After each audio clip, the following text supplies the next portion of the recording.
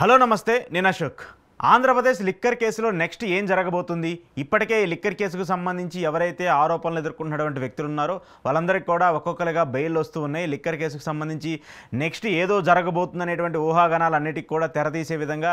ACB court నిందితులకు ఇస్తున్నటువంటి bail మీద ఇప్పుడు పెద్ద ఎత్తున ఏపీ రాజకీయాల్లో చర్చ జరుగుతుంది అయితే వాస్తవానికి మొదట ఈ లిక్కర్ కేసుని సిఐడికి అప్పగిస్తూ వచ్చింది ఆంధ్రప్రదేశ్ రాష్ట్ర ప్రభుత్వం ఈ కేసుని చాలా ప్రతిష్టాత్మకంగా తీసుకున్నటువంటి చంద్రబాబు నాయుడు గారి సర్కార్ గతంలో ఈ లిక్కర్ కేసుకు సంబంధించి పెద్ద ఎత్తున అవినీతి ఆరోపణలు జరుగుతూ వచ్చాయి 3,500 కోట్లు లిక్కర్కి సంబంధించినటువంటి డబ్బుని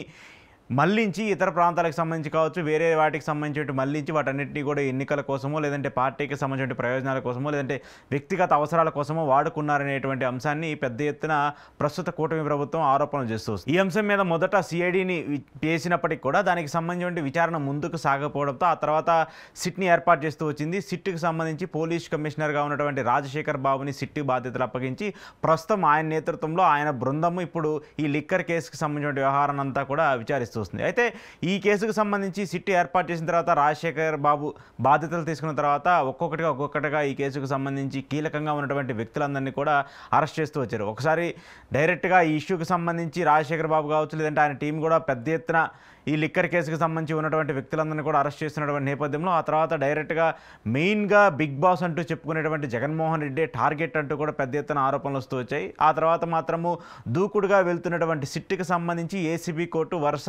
ఎదురు షాకులు ఇస్తూనే వస్తుంది అయితే లిక్కర్ కేసుకు సంబంధించి ప్రధానంగా 40 మంది పైన కేసులు పెడుతూ వచ్చారు ఈ 40 మందిలో దగ్గరగా 14 మందిని లిక్కర్ కేసులో అరెస్టులు చేస్తూ వచ్చారు A1గా ఉన్నటువంటి రాజకేశ్ రెడ్డి కావచ్చు A4గా ఉన్నటువంటి మిథున్ రెడ్డి కావచ్చు ఆ తర్వాత ధనుంజయ రెడ్డి సజ్జల శ్రీధర్ రెడ్డి అలాగే ఓఎస్డి కృష్ణమోహన్ రెడ్డి గోవిందప్ప బాలాజీ ఇలా చాలామంది ప్రముఖులు ఎవరైతే ఉన్నారో ఈ లిక్కర్ కేసుకు సంబంధించి ఎక్కువగా ఆరోపణలు ఎదుర్కొన్నటువంటి వ్యక్తులు ఉన్నారో వాళ్ళందరికీ కూడా అరెస్టులు చేస్తూ వచ్చారు కొంతమందికి పూర్తి స్థాయి బెయిల్ ఆ తర్వాత కొంతమంది రెగ్యులర్ బెయిల్ను కూడా ఇస్తూ వచ్చింది ఏసీబీ కోర్టు అయితే ముందుగా ఈ కేసుకు సంబంధించి ప్రధానంగా ధనుంజయ రెడ్డి కావచ్చు ఓఎస్డి కృష్ణమోహన్ రెడ్డి కావచ్చు గోవిందప్ప బాలాజీ కావచ్చు వీళ్ళ ముగ్గురిని అరెస్ట్ చేసినటువంటి నేపథ్యంలో ఆ తర్వాత మిథున్ రెడ్డిని అరెస్ట్ చేస్తూ వచ్చారు వీళ్ళ ముగ్గురికి రెగ్యులర్ బెయిల్ అంటే 90 రోజులు కస్టడీ ముగిసిన తర్వాత ఆటోమేటిక్గా రెగ్యులర్ బెయిల్ని అప్లై చేసుకునేటువంటి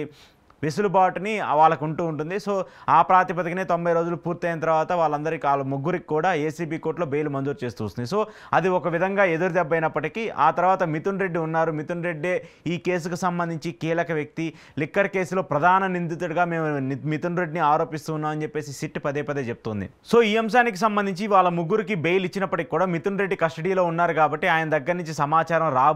రాబట్టొచ్చు అని చెప్పేసి సిట్ భావిస్తూ వచ్చింది కానీ ఆ తర్వాత మిథున్ రెడ్డికి సంబంధించి కూడా ఏసీబీ కోర్టులో బెయిల్ ఇచ్చినటువంటి నేపథ్యంలో ఇప్పుడు సిట్ తలలు పట్టుకుంటూ ఉంది ఈ కేసుకు సంబంధించి నెక్స్ట్ ఏం చేయాలో అర్థం కాక అయోమయ పరిస్థితిలో సిట్ ఉన్నట్టు తెలుస్తుంది ఇప్పటికే ధనుంజయ రెడ్డి కావచ్చు కృష్ణమోహన్ రెడ్డి కావచ్చు అలాగే గోవిందప్ప బాలాజీ కావచ్చు వీళ్ళ ముగ్గురికి సంబంధించి బెయిల్ ఇచ్చినటువంటి ఏసీబీ కోర్టు ఆ ఏసీబీ కోర్టు ఇచ్చినటువంటి తీర్పుని సవాలు చేస్తూ హైకోర్టులో కూడా పిటిషన్లు దాఖలు చేస్తూ వచ్చింది ప్రభుత్వము సిట్ తరపు లాయర్లు కూడా హైకోర్టులో పిటిషన్ దాఖలు చేస్తూ వచ్చారు కానీ హైకోర్టు మాత్రం దాన్ని విచారించిన తర్వాత 4 వారాలకు వాయిదా వేసినటువంటి పరిస్థితిని కూడా చూస్తూ వచ్చాము సో ఆ తర్వాత మిథున్ రెడ్డికి కూడా ఏసీబీ కోర్టు బెయిల్ ఇచ్చింది కాబట్టి మిథున్ రెడ్డి బెయిల్ పైన కూడా ఇప్పుడు ఏసీబీ కోర్టులో పిటిషన్ దాఖలు చేయబోతున్నట్టు సిట్ ప్రయత్నాలు చేసినట్టు కూడా తెలుస్తుంది దానికి సంబంధించి కూడా ఆయన బెయిల్ను కూడా రద్దు చేయాలని చెప్పేసి సిట్ ప్రయత్నాలు చేస్తున్నట్టు కూడా తెలుస్తుంది దానికి సంబంధించి హైకోర్టులో కూడా రేపో మాపో పిటిషన్ కూడా దాఖలు చేస్తారంటూ కూడా సమాచారం అవుతుంది అంటే ఈ వీళ్ళ నలుగురికి సంబంధించి మెయిన్గా ప్రధాన నిందితులుగా ఆరోపణలు ఎదుర్కొన్నటువంటి ఈ నలుగురు ఎవరైతే ఉన్నారో వీళ్ళకి సంబంధించి కూడా బెయిల్ రద్దు చేయాలని చెప్పేసి ఇప్పుడు సిట్ హైకోర్టుకు వెళ్ళబోతుంది కానీ హైకోర్టు ఇచ్చేటువంటి తీర్పు ఉత్కంఠ నేపథ్యంలో వాళ్ళకి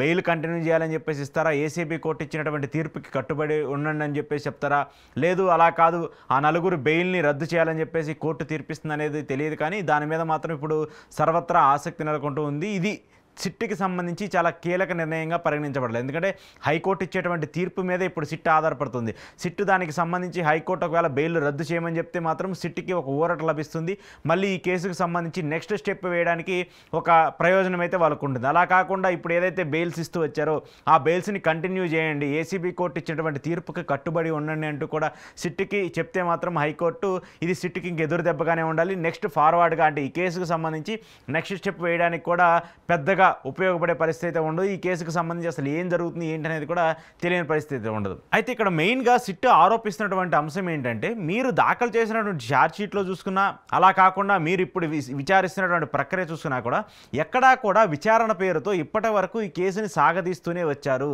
ఈ కేసుకు సంబంధించి ఇప్పటి వరకు మీరు ఏదైతే ఆరోపణలు చేస్తూ ఉన్నారో, మనీ దారి మళ్ళింది అంటే డబ్బు దారి మళ్ళిందనో, లేదంటే వివిధ మార్గాల ద్వారా ఈ డబ్బులన్నింటినీ తీసుకెళ్లి గోల్డ్ షాపులు అంటారా, లేదంటే విదేశాల్లో పెట్టుబడులు పెట్టారు, లేదంటే విదేశాల్లో ఈ డబ్బులన్నింటినీ కూడా హవాలా మార్గంలో మార్చేశారు, జ్యువెలరీ షాపుల్లో పెట్టారని చెప్పేసి పదే పదే మీడియాలో ఎంత పెద్ద ఎత్తున ప్రచారాలు జరుగుతున్నాయో దానికి సంబంధించినటువంటి వ్యాలిడ్ ప్రూఫ్స్ సిట్ దగ్గర ఏమైనా ఉన్నాయంటూ కూడా ఏసీబీ కోర్టు అడుగుతుంది. ఇప్పటి వరకు మీరు విచారణల పేరుతోనే వీళ్ళందరినీ తీసుకొస్తూ ఉన్నారు. వాళ్ళు ఎవరో ఒక నిందితుడు వాంగ్మూలం ఇస్తాడు, ఆ వాంగ్మూలంలో మిథున్ రెడ్డి పేరుందని చెప్పగానే మిథున్ రెడ్డిని తీసుకొచ్చి అరెస్ట్ చేస్తారు, లేదంటే రాజకేశ్ రెడ్డి పేరుందనగానే రాజకేశ్ రెడ్డిని తీసుకొచ్చి అరెస్ట్ చేస్తారు, ఆ తర్వాత జగన్మోహన్ రెడ్డి పేరుందనగానే జగన్మోహన్ రెడ్డిని తీసుకొచ్చేసి విచారణ చేయాలని చెప్పేసి మీరు మాట్లాడుతూ ఉన్నారు. కేవలం మీ నా వాంగ్మూలాల ఆధారంతో విచారణల ఆధారంతో ఈ కేసుని ఇంతవరకు తీసుకొస్తే ఆ తర్వాత మీరు ఈ కేసుని ఎప్పుడు ప్రూవ్ చేయగలరు, ఈ కేసుకు సంబంధించిన ప్రూవెన్ ఎప్పుడు సాధ్యమవుతుందంటూ కూడా ఇప్పుడు పెద్ద ఎత్తున ఏసీబీ కోర్టు సిట్ని లేవనెత్తుతున్నాడు ప్రస్తుతం. మరి దానికి సిట్ ఏమైనా సమాధానం చెప్తుందంటే లేదు. సిట్ చెప్తున్నటువంటి ఒకే సమాధానం ఏంటంటే, ఇంకా దీనికి సంబంధించి మేము విచారించాలి, దీనికి సంబంధించి చాలామంది వ్యక్తులు ఉన్నారు, ఆ వ్యక్తులందరినీ కూడా విచారించిన తర్వాత మాత్రమే ఈ కేసుకు సంబంధించి నిజంగా అవినీతి జరిగిందా లేదా, 3,500 కోట్లు దారి మళ్ళాయా లేదా అనేటువంటి అంశానికి సంబంధించి మేము వివరణ ఇస్తామంటూ కూడా సిట్ ఏసీబీ కోర్టుకు చెప్తుంది. సో విచారణల పేరుతో మాత్రమే ఇప్పటి వరకు అరెస్టులు జరగనివ్వండి, వాళ్ళ మీద ఆరోపణలు చేయనివ్వండి, లేదంటే దాని వెనకాల ఎవరో ఉన్నారు, బిగ్ బాస్ ఉన్నారు, లేదంటే ఇంకొక వ్యక్తి ఉన్నారు అని చెప్పేసి పదే పదే ఏదైతే మీడియాలో ప్రచారం జరుగుతుందో ఇవన్నీ కూడా కేవలం ఆరోపణల ఆధారంగా జరుగుతున్నటువంటి చర్చలు. ఎక్కడా కూడా దీనికి సంబంధించి వాస్తవ ఆధారాలు మాత్రం లేవు. కోర్టుకి కావాల్సినటువంటి అంశాలు ఏంటి, ఆధారాలు ఉంటే మాత్రమే కోర్టు దీనికి సంబంధించి ఈ కేసుకు సంబంధించి నిజంగా అవినీతి జరిగిందా లేదా అని చెప్పేసి వాళ్ళు దాన్ని ప్రూవెన్ చేయగలరు. అలా కాకుండా కేవలం ఆరోపణలతో మాత్రమే దానికి సంబంధించి ఈ కేసు ఖచ్చితంగా జరిగింది, 3,500 కోట్ల స్కామ్ జరిగింది, దానికి సంబంధించి ఆ డబ్బులన్నీ కూడా ఈ దారిని మళ్ళాయి ఆ దారిని వెళ్ళాయని చెప్పేసేటువంటి ఆరోపణలు రాజకీయంగా బాగుంటాయి, కానీ కోర్టుల పరంగా కేసుల పరంగా నిలిచే పరిస్థితి అయితే ఉండదు. సో ఇప్పుడు ఈ మిథున్ రెడ్డికి బెయిల్ వచ్చిన తర్వాత సిట్ ఏం చేయాలో తెలియని ఒక